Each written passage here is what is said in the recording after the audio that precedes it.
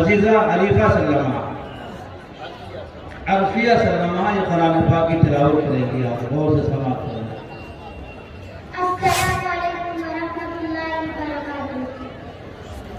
अऊज़ु बिल्लाहि मिनश शैतानिर रजीम। बिस्मिल्लाहिर रहमानिर रहीम। अल्हम्दुलिल्लाहि रब्बिल आलमीन। अर्रहमानिर रहीम। मालिकि यौमिद्दीन। इय्याका नअबुदु व इय्याका नस्तईन। इहदिनस सिरातल मुस्तकीम। सिरातल लज़ीना अनअमता अलैहिम गैरिल मग़दूबि अलैहिम वलद्दाल्लीन। आमीन। बिस्मिल्लाहिर रहमानिर रहीम। यासीन वल क़ुरआनिल हकीम।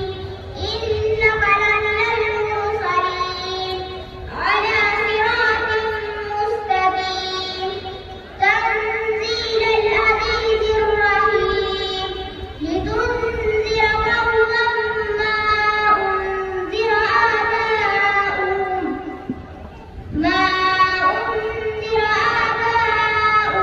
فهم غافلون.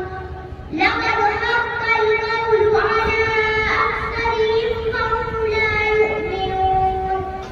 إنا جعلنا في أعناقهم أغلالا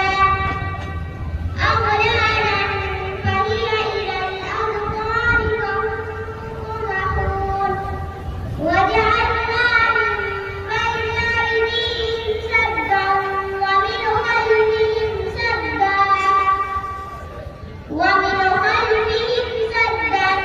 فأغشيناهم فهم لا يبصرون. وسواء عليهم أأنذرتهم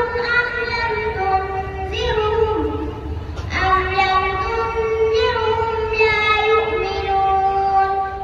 إنما تنذر من اتبع الذكر وخشي الرحمن بالغيب فبشره بمغفرة وأجر كريم. إنا نحن نحيي الموتى ونكتب ما قدموا وآثارهم وكل شيء أحصيناه في إمام مبين. صدق الله العظيم. सुभान अल्लाह, सुभान अल्लाह। ये छोटी सी बच्ची ने सूरह यासीन की तिलावत की, पूरी तजवीद के साथ पढ़ी है। उसके कुरान पाक की तिलावत से हज़रत क़ारी साहब का फ़न नजर आ रहा था।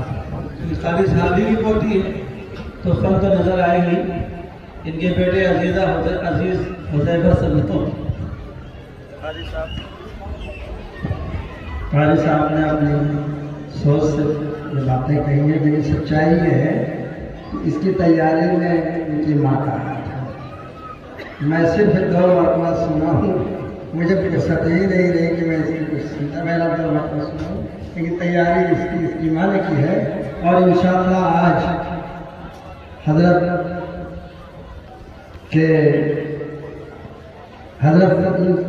के जरिए से इसका हिफ्ज़ भी शुरू होगा इंशाअल्लाह।